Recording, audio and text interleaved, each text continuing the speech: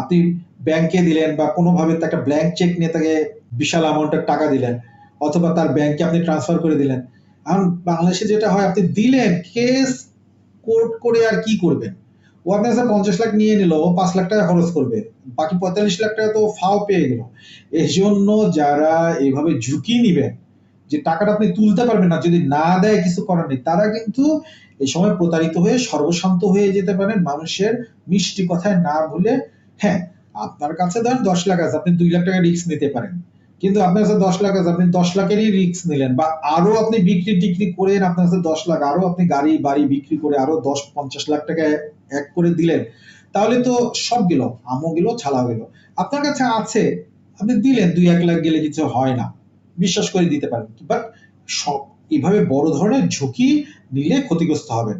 এরপরে বন্ধুরা, 26শে সেপ্টেম্বর পুনরায় সঞ্চয় করার মতো